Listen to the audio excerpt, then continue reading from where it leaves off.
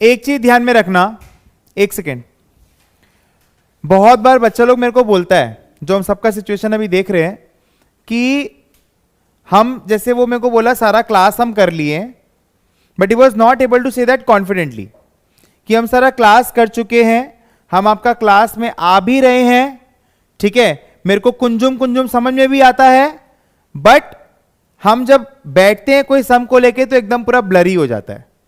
उस समय मेरे को लगता है कि मैं क्या करूं, and I am seeing a new topic. तो ये दो तीन चीजों की वजह से हो रहा है। सबसे पहला कि जब तुम पढ़ाई कर रहे हो तुम बिल्कुल भी इफेक्टिव होकर पढ़ाई नहीं कर रहे। इफेक्टिव मतलब मैं देखता हूं absent minded people. Absent minded मतलब टोटली एब्सेंट माइंडेड, दिमाग को तो कर दिया है बंद और बस खाली वो रट्टा मारे जा रहा है। तो रट्टा मारने वाला बच्चा लोग एब्सेंट हो चुका है। देखो आधा लोग तुमको क्लास में नहीं दिखेगा। तुमको बार बार मैं एक ही चीज समझा रहा हूं, क्लास कॉपी तुमको दिन में 50 बार रिवीजन करना होगा। तुम कुछ भी करो, तुमको रिवीजन किए बिना तुम आगे बढ़ रहा मतलब तुम बेवकूफ है। क्लास का फ्रीक्वेंसी वॉज 5 to 6, उसको कट डाउन करके 2 to 3 में लाया गया। क्यों? बिकॉज अब टाइम है ज्यादा करके रिवीजन करने का, क्योंकि आगे ज्यादा पोर्शंस नहीं बचे हैं करने के लिए। पुराना जितना अच्छा से होगा आगे उतना बेटर ही समझ में आएगा। ठीक है, तो बेसिकली ये जो ब्लरी चीज हो रहा है कि तुमको ब्लर समझ में आ रहा है, तुमको या ऐसा लग रहा है कि मेरे लिए बिल्कुल नया है, तुमको रिवाइज करना होगा। तुमको बेसिक्स को पकड़ के चलना होगा।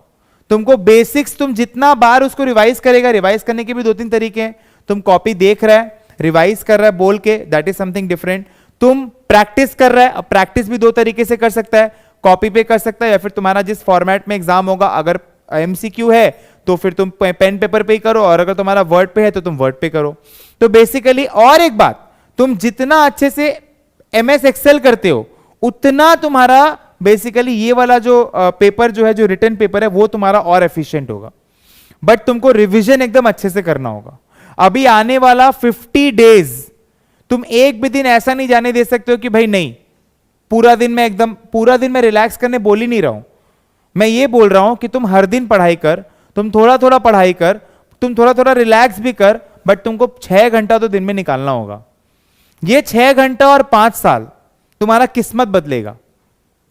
एक दिन में ऐसा नहीं है, एक दिन में तुम कुछ किया और हो गया, वैसा नहीं होता है। ठीक है ना। I will share my personal story. I always used to think जब मेरा सारा पढ़ाई कंप्लीट हो जाएगा, I will write a single story on LinkedIn and that will be it. I will get 10,000 likes and इतना shares etcetera. But I slowly realise that एक दिन में वो चीज पॉसिबल नहीं है।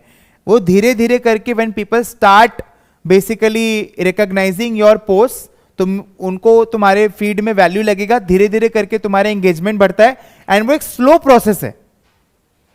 तो ये बेसिकली ये जो पेपर है ना, ये तुम्हारा बेस सेट कर रहा है। तो तुमको बार बार रिवीजन करना पड़ेगा। मैं एक ही चीज समझा रहा हूं, तुम घर जा रहा रिवाइज करो, तुम क्लास में आ रहा रिवाइज करो, क्लास 10 मिनट लेट चालू हो रहा रिवाइज करो। तुम जितना रिवाइज करेगा उतना कम है, और बेसिक्स पे स्टिक करो। कोर को तुमको एकदम अच्छे से पकड़ना होगा। समझ गया कि भाई मेरा जो रिटन पेपर है उसका पहला 10 क्लास, अभी जो हम लोग कर रहे हैं कंटिजेंसीज उसका 10 क्लास, और मेरा बेसिकली पेपर बी का पहला 10 क्लास। ये कोर है, इसको तुमको पूरा अच्छे से पकड़ना होगा। तुम कोर जितना अच्छा पकड़ेगा ना, उतना तुम्हारा आगे इजी होता चला जाएगा। We are not learning anything in bonds, in term structure, in project appraisal, in loan schedule. We learn till equation of value. Here also, today is the last learning class. इसके बाद it's all application. Premiums कैसे calculate होगा, joint life होगा तो क्या होगा, competing risk हो तो क्या होगा, प्रॉफिट टेस्टिंग हो तो क्या, इट्स ऑल दैट। बट तुमको रिवीजन करना होगा, नहीं तो तुमको ब्लरी ब्लरी लगेगा। अगर तुम क्लास से जाते ही घर पे रिवाइज कर लेते हो तो वो चीज तुमको 1 हफ्ता तक रिटेंशन रहेगा। तुम 2 दिन बाद करोगे।